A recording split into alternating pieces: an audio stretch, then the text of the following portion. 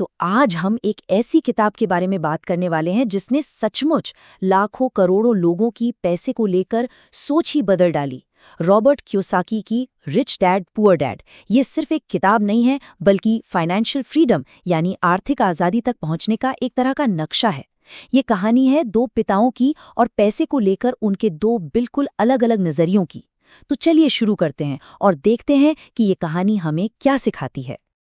ये जो लाइन है ना, यही इस पूरी किताब की नींव है। जरा सोचिए, हम स्कूल में क्या कुछ नहीं पढ़ते, इतिहास, गणित, विज्ञान, सब कुछ।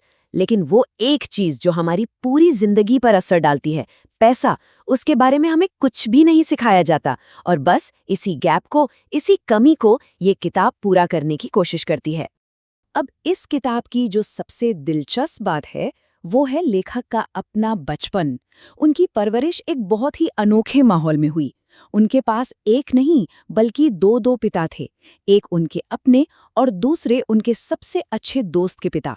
और कमाल की बात यह है कि पैसे को लेकर दोनों की सलाह एक दूसरे से एकदम उल्टी थी। मतलब एक पिता जो कहता था, दूसरा ठीक उसका उल्टा कहता था। और यहीं से कहानी में एक बहुत बड़ा ट्विस्ट आता है। लेखक के अपने पिता, जिन्हें वो पुअर डैड कहते हैं, वो बहुत पढ़े लिखे थे, पीएचडी तक की थी, लेकिन वो जिंदगी भर पैसे की तंगी से जूझते रहे। और दूसरी तरफ थे रिच डैड, जिन्होंने 8वीं क्लास भी पास नहीं की थी, पर वो हवाई के सबसे अमीर लोगों में से एक बने। अब सवाल ये है कि आखिर ये हुआ कैसे? तो देखिए, बात एकदम साफ है। सिर्फ एक मोटी तनख्वाह होना अमीर होने की गारंटी नहीं देता। असली खेल तो माइंडसेट का था, पैसे को देखने का नजरिया, उसके बारे में जो जानकारी थी उसका था। और यही इस किताब का सबसे बड़ा सीक्रेट है। तो चलिए अब थोड़ा और गहराई में चलते हैं और देखते हैं कि इन दोनों पिताओं के विचारों में जमीन आसमान का फर्क कैसे था। उनकी कही हुई बातें ही असल में उनकी जिंदगी बना रही थीं। ये सिर्फ सलाह नहीं थी, ये जीने के दो बिल्कुल अलग अलग तरीकों की टक्कर थी। स्क्रीन पर देखिए, दो बातें लिखी हैं और यही उनकी सोच का सबसे बड़ा फर्क था। पुअर डैड का मानना था कि पैसे का लालच सारी बुराइयों की जड़ है। वहीं रिच डैड कहते थे कि अरे, पैसे की कमी ही तो सारी मुसीबतों की जड़ है।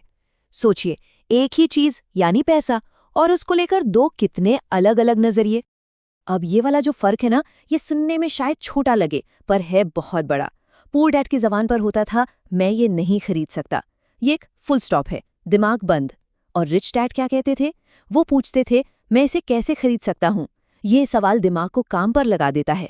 ये कहता है, चलो रास्ता ढूंढते हैं।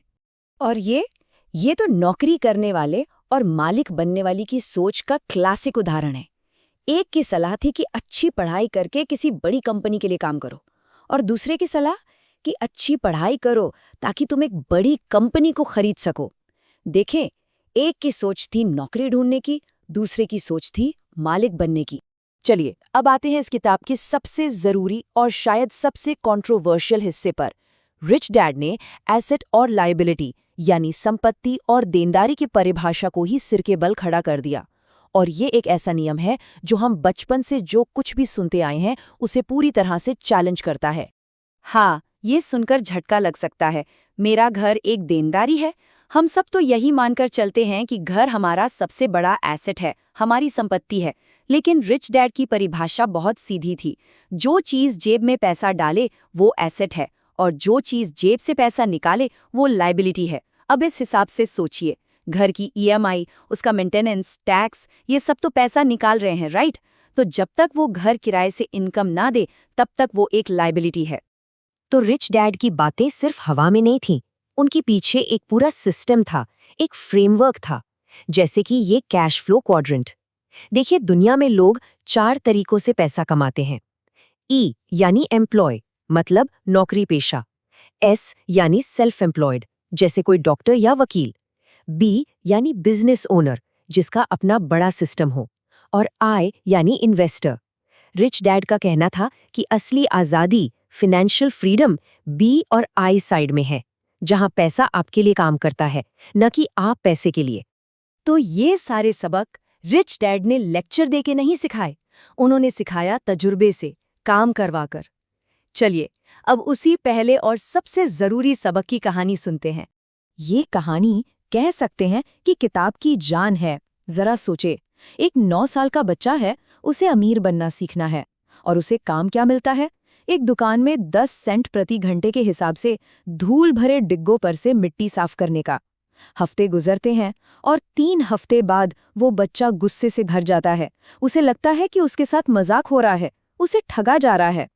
और फिर वो बच्चा हिम्मत करके रिच डैड के पास जाता है अपनी शिकायत लेकर। और तब उसे वो सबक मिलता है जिसकी उसने उम्मीद भी नहीं की थी। रिच डैड उसे समझाते हैं कि वो कम पगार, वो बोरिंग काम, वो गुस्सा, असल में सबक तो वही था। जिंदगी हमें बोलकर नहीं सिखाती, वो हमें धक्के मारती है और हर धक्का एक मौका होता है जागने का, कुछ सीखने का। तो असली सबक क्या था? दूसरों पर उंगली उठाना बंद करो। अगर कोई ये सोचता है कि उसकी परेशानी की वजह कोई और है, तो उसे उस दूसरे इंसान को बदलना होगा, जो कि नामुमकिन है। लेकिन अगर कोई ये मान ले कि समस्या वो खुद है, तो वो खुद को बदल सकता है, कुछ नया सीख सकता है और पहले से ज्यादा मजबूत बन सकता है।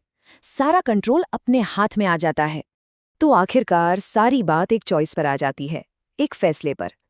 रिच डैड वाली सोच को अपनाना कोई छोटी मोटी बात नहीं है।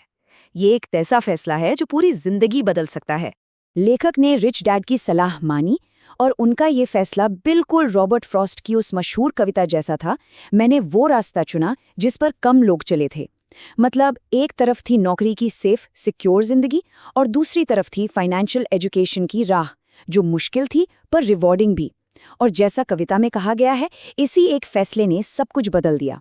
और आखिर में ये एक बात जो पूरी किताब का निचोड़ है, गरीब होना और कंगाल होने में बहुत बड़ा फर्क है। कंगाली यानी ब्रोक होना, वो तो टेम्परेरी है, आज पैसे नहीं है कल आ जाएंगे। लेकिन गरीबी वो परमानेंट है, वो एक सोच है, एक माइंडसेट है जो एक बार किसी को पकड़ ले तो निकलना बहुत मुश्किल हो जाता है। तो ये चर्चा हम इसी एक सवाल पर छोड़ते हैं कि आखिर कौन सी सोच किसी के भविष्य को बना रही है? क्या वो डर वाली सोच है जो हर चीज में कमी देखती है, या फिर वो अवसरों को देखने वाली सोच है जो हमेशा आगे बढ़ने के रास्ते तलाशती है? फैसला हमेशा अपना होता है।